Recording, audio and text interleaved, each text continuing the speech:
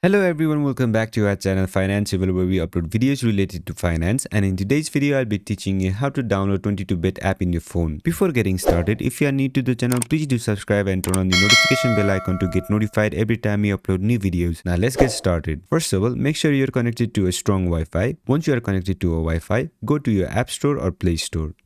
Once you open it, make sure you log into your account, then tap on the search bar. Once you're on the search bar, type in 22-bit.